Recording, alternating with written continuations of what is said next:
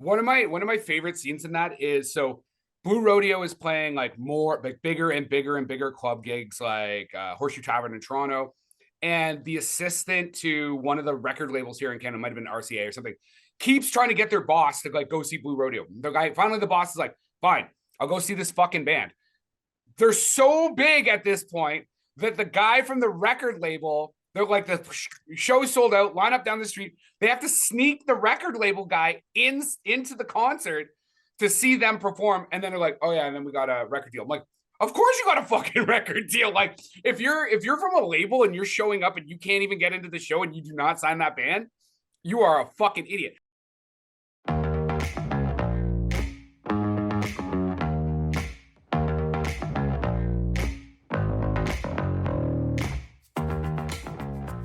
It's about to get educational because we're talking movies, we're talking docs, we're talking It's All Going to Break, directed by Stephen Chun, and Blue Rodeo, Lost Together, directed by Dave Heslop.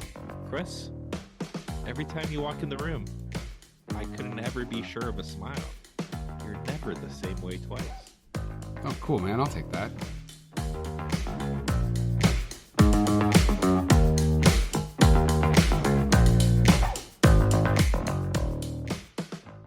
Hey, everybody, and welcome to this week's episode of How'd You Like That Movie? We're going to be talking about two Canadian film documentaries.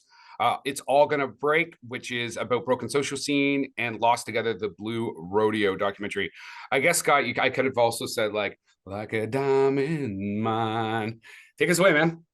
Well, here I am wearing my maple leaf toque, sipping on some Tim Hortons coffee. Tim Hortons isn't Canadian. What? Since when? It's owned by like a Brazilian multinational. Well, like it started and everything Canadian, else, right? So fucking Tim Hortons can fuck right off. It started Canadian. Shut up. But yeah, like, and I'm wearing my Alanis Morissette underwear, and I'm about. Let me ask you: do they go down on you in theaters too? They come down in the theater, that's for sure. Anyway, but yeah, like I did enjoy these documentaries, but I enjoyed them for two different reasons. One was a nostalgic look, and one was getting to know, like, I think with myself, like, I know Blue Rodeo, and a lot of, like, I haven't listened to them in a long time, but a lot of when these songs were, they were playing them during this documentary, I'm like, I think this was like my grade 8 like school dance. I'm pretty sure I danced with this girl to this song, right? Like, it's just bringing back Blue Rodeo, really? Yeah, I think it was Lost Together, because I would have been 11, so that would have been like the grade 6 dance, I think. But like the semi-formal. But yeah, like it brought back memories, and it brought back, like, just like looking at these, because they are done somewhat differently. Like, Blue Rodeo is more of like a look produced back documentary, right? Yeah, it's a produced documentary, a look back, and you don't get much in terms of like behind the scenes, in terms of what they produced. Like, there's not many like them just sitting around and talking, similar to like the Amazon, like Tragically Hip doc, right, where you got to see them in Saturday Night Live, like behind the scenes kind of thing. You got to see that. This is more like clips and them talking about it, and finding out like the trials and tribulations of this group, and how two friends were able to stick it together, where the broken social scene, where like this, I'll be honest, I don't know any of their songs. I don't remember them at all, but this documentary is literally the genesis. Like, you see like Stephen Chun being friends with these people, saw the formation of this band, saw how it happened, and you're just enthralled into how this became what it became, and how big they got in terms of band size and global recognition, and how much the internet kind of made that all happen. So I found it like very entertaining, but also like, I think I need to check this out kind of thing, like in terms of the music. Yeah, so I would agree with kind of your statement on both these documentaries. So the way I saw Blue Rodeo, as just as a doc, as a film, is like a very produced. You know, we've got the band. They literally have the band in not studio. They're shooting in like this kind of like living room environment. They're shooting brand new footage for this. They're doing clips, and then the two main guys, Jim Cuddy and Craig Keeler, who are the founding members of the band, they're basically just talking about, like you said, like the story arc of Blue Rodeo. They even have the little bus that moves through their different albums. And again, like very much start, finish, here we are, here's where we're going. And like you said, the trials and tribulations of the band members. Again, your standard kind of music doc. Very similar, as you said, to the Tragically Hip docuseries, which is obviously longer. I would actually say that the docuseries for Tragically Hip that's on Amazon is kind of a combination of both of these. So Blue Rodeo one, like I said, standard kind of produced documentary style for music documentary. And by the way, that's directed by Dale Heslop, who's from Kitchener, Ontario, which is just outside of Cambridge where we're recording. He got Juno nods for his music videos for Crash Test Dummies, and the Superman song. But he also did the Rush documentary Time Stand Still, another great Canadian band. And then in it's all gonna break, the broken social scene documentary, because Stephen Chung, he's primarily a cinematographer. He just had all this footage, like you said, from the basement days to going on tours and he was just like recording everything everywhere all at once all the time. And so it's almost, there's a little bit of like new interviews with famous band members like Emily Haynes from Metric, but primarily it's behind the scenes footage. And so the Tragically Hip one is both of those things, right? It's like new, and because it's done by Gord's brother, there's all this behind the scenes footage. And so again, I think that it run both these documentaries. And then if you were to stick the Tragically Hip documentary, we actually did a show on that Tragically Hip documentary. In between, it's kind of a bridge between all the styles that you can kind of shoot these. Yeah, broken social scene for me as well. Like, I don't know their music like offhand. I was always aware of them, but like the two biggest people that come out of broken social scene, or who were attached, in my opinion, as just like a normal music listener, was Leslie Feist. Obviously, Feist, like 1, 2, 3, 4, with like that album that she did was massive. And then obviously Metric, like Emily Haynes, the lead in the band Metric, are both like international sensations. What I agree with you too, that like what It's All Gonna Break showed was just this information on a band I knew very little about, and how it's like less of a band and more of like a music collective. Yeah, and it's interesting to see. Like, it reminded me, like, kind of like, and this is like, stop me if it sounds silly, but kind of reminds me of like the Rat Pack kind of thing, where it's just like a bunch of friends that get together and like do their shit, have fun, but then they go their separate ways, do their own thing, and then every once in a while just come back and just do their shit together, where it's just like about having fun. But you also see, because it's technically a social collective, when they do go on tour, how fucking hard that was to actually go on tour, because like you said, Metric might be performing somewhere else, Feist might be performing somewhere else. So then all of a sudden they're like, we'll just hire local female singers to like do their stuff. Or, hey, our trumpet player can't make it because they're doing something else, so we're going to hire this mariachi band to do it, and like try to negotiate that they're not losing all the money that they're making from this performance, to pay these people to come and fill in. Yeah, or so I can do the Chicago dates, the New York dates, and then I can do one date in Europe.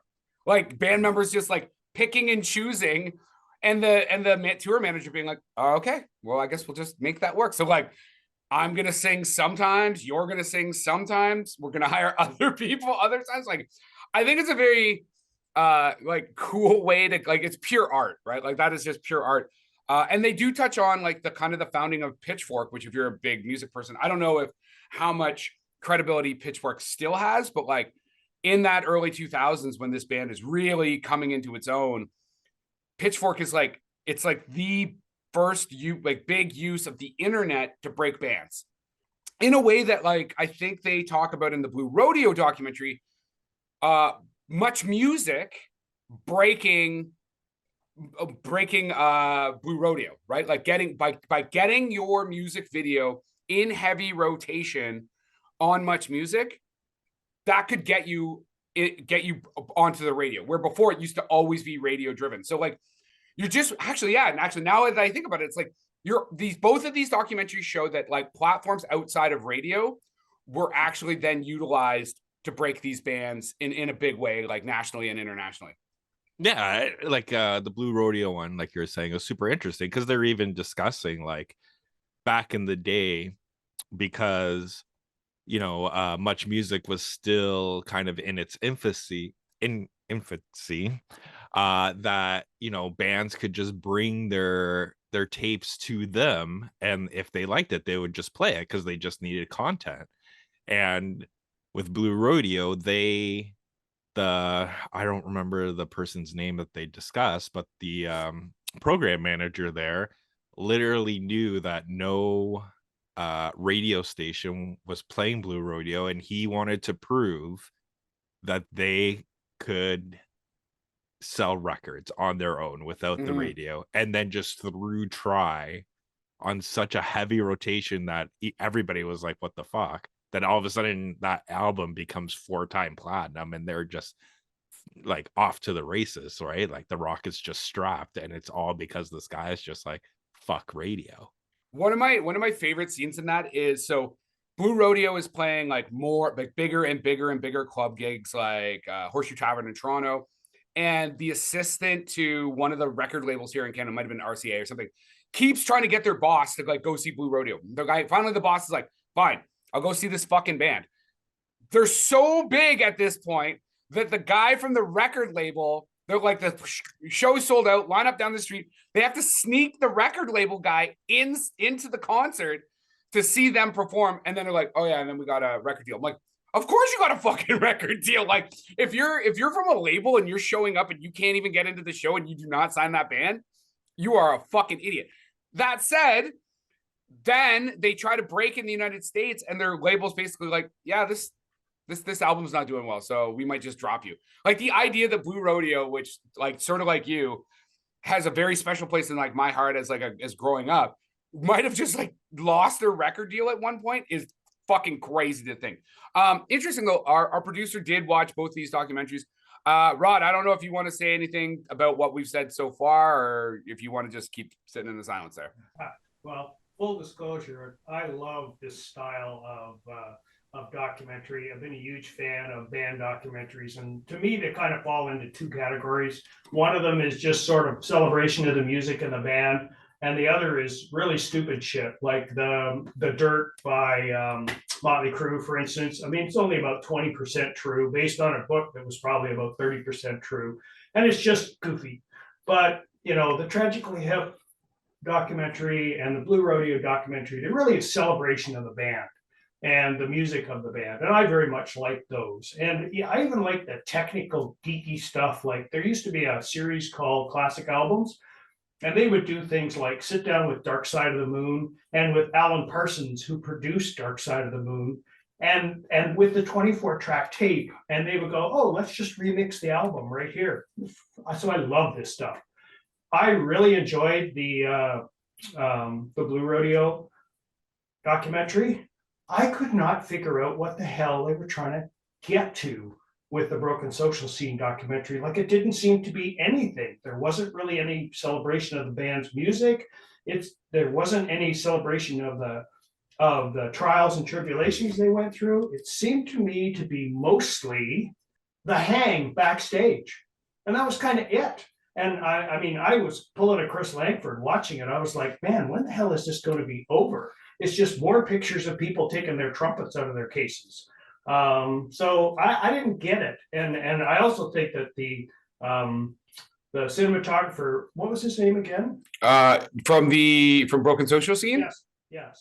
Stephen Stephen Chung. Chung. Yeah, Stephen Chung. I think he did a good job recording what he recorded. I'm not sure I like the editing and how it got put together, but man, that band basically abused the hell out of him.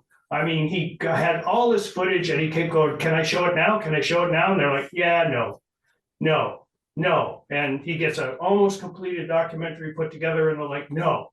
And that kind of blew my mind that they were so negative about the whole thing, or maybe not even negative, maybe just uncaring or dismissive. Yeah, dismissive of it. Yeah, that's a very good point. Let me just cut you off for a sec there. The It's All Gonna Break documentary was supposed to be out in what, like 2005 or 2015? 2007 or something. Yeah, and the band just said no. Like they just refused to let this. Like he basically had a rough cut done, and they just said, "Go fuck yourself," basically, right? So, well, the way I took that, and I could have been wrong, is I thought they addressed it kind of at the end, is that there was no story originally, and that's why they turned it down. Yeah, but there's still not really a fucking story. Well, I think the story became his. Like this documentary is really more about how much this band and these people affected Stephen Chung, like how much that friendship during that time meant, and like how this grew, kind of thing. Like that's what I got out of it. And then because I think he talks to Emily from Metric, and she doesn't even remember the quote, and she was like this thing's never gonna break because it's already broken. The only way it, like, this band breaks up is if they actually fix it, which they're like, I hope we never do, right? Because yeah, they just go whatever. And it would be kind of cool to like actually see them kind of perform live, especially if all the members are there, kind of thing. Well, and all the members, and I'm air quoting for those that are just doing the audio, like like fucking 25 people that have been in this band, or 30 people. Like, I don't even know what the all would be, but yes, there are probably some members that are more founding members than others. And yeah, having managed to get all those people on a stage would be kind of interesting. Yeah. Like, to me, I took this is like Canadian Saturday Night Live, but music, right? It's just a collective of the not ready for primetime players, and they're still going, right? I do think it's interesting to think about the fact that when he wanted to bring out this documentary, they were at a much bigger point in their career. Like, who's talking about Broken Social Scene right now, except for, like, to be honest, like a bunch of indie white people. Like, but when he wanted to bring out the documentary, there would have been the documentary, I think, would have been much more successful, because the people listening to Broken Social Scene would have gone out at that time and watched the documentary. So I think from a business perspective, the band missed out. But then again, there were a bunch of fucking artists. So as I like to say, let artists be artists, because they're not fucking good at doing anything else. Whatever. So Blue Rodeo for me is this, like, one of my favorite kind of memories around Blue Rodeo is, so as people know who listen to the show, I served in the military. I was posted to Victoria, and I would be at house parties in Victoria, and the people from Ontario at some point in the night, like we're talking like 20 some odd year old people, 30-year-old people, someone would put on a Blue Rodeo song. And I understand that Blue Rodeo is a national band, but for some reason, to me, the Tragically Hip was always like Canada's band. But to me, Blue Rodeo was like Ontario's band. And I'm sure that there's someone in BC that's like, that's fucking bullshit. We love Blue Rodeo here. But there's something about growing up in Southern Ontario and Blue Rodeo, and like that, those two things go together, where, like, to me, the Tragically Hip always felt like a band that was all of Canada. I don't know. Rod, does that make any sense to you? Or like, do I just have a weird view of this band? No, I understand what you're meaning. And the litmus test for me is that I go to Calgary for business periodically. And Calgary has a very vibrant sort of country music / alt country scene. And so you would think once in a while you would hear a Blue Rodeo song or somebody cover a Blue Rodeo song, and you never do. And I just don't get that. You would think that the guys wearing cowboy shirts and playing twangy rock and roll music would be loved in Calgary. Ain't happening. And so I kind of agree with you. They are very much an Ontario band. I have seen them. I've heard them a little bit in Eastern Canada. There's a big country scene in New Brunswick, believe it or not. So I've seen it there, but man, Ontario, it is the place for Blue Rodeo. Maybe that's why they didn't break in the US as well. Maybe they're so Ontario that it makes it hard for them to do it anywhere else. And I mean, I don't get it because their songs stand up so well. They're so well produced, they're so well recorded, they're so well crafted. The musicianship is excellent, and the vocals quality of what Greg Keeler and Jim Cuddy do together is, to me, it's like brothers singing together. And so, yeah, I hear you. Scott, do you have anything else you like? I mean, I think like we're not music critics, right? So I don't want to get too much into the band stuff. I probably, to some heads out there, I've probably already like fucked up some of the stuff I've said about the bands. I think both documentaries are well produced. They're well, directed. I do tend to agree with Rod that like Broken Social Scene doesn't seem to really have a story behind it, but it is, I think there's some very cool imagery. But the Blue Rodeo one is definitely like, it's a good solid watch. Like I said, it's very well timed out and paced out. They're both in the 80-minute, 90-minute mark. I think again, if you're a fan of music, I would actually say if you're not familiar with Canadian music, definitely watch the Blue Rodeo one, because they are a massive band in Canada. Obviously, if you're a part of a younger generation and Broken Social Scene, check them out. But I think the Blue Rodeo and the Tragically Hip docuseries, they go together really well. Obviously, you wouldn't need to watch them bookended, but they're in that same kind of vein. But I highly recommend, if you're, like I said, if you're a big fan of Canadian music or music in general, check both of these out. The Blue Rodeo one is doing a limited theatrical right now, and I think so is the Broken Social Scene one, but it may have already ended. The Blue Rodeo one is going to be on CBC Gem 19th of February, and then it may get picked up for some other services. And it's all going to break. The Broken Social Scene documentary is going to be coming to Crave this summer. And that is our wrap for the day. Please like and subscribe to this podcast. Tell your friends. If you want to get a hold of us, reach us at the www.howdyoulikethatmovie.com.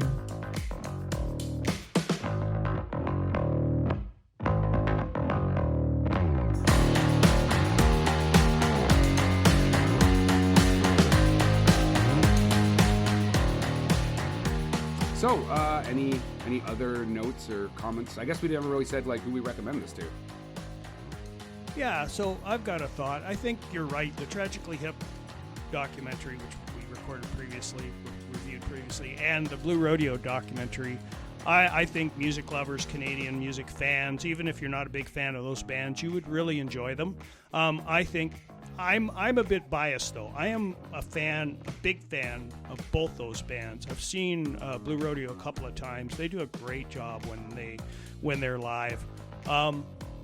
And so for me, the documentaries are kind of a bit of a band love fest. I don't know Broken Social Scene very well, and frankly, I didn't really enjoy the documentary. And I, pulled up some of their music and listened to it post listening to the documentary and was unimpressed. So I don't know what to tell you, man. Maybe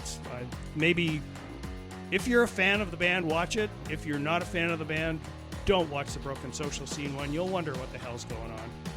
Hot takes. Production by Rod Shaver, Vader Monkey Productions.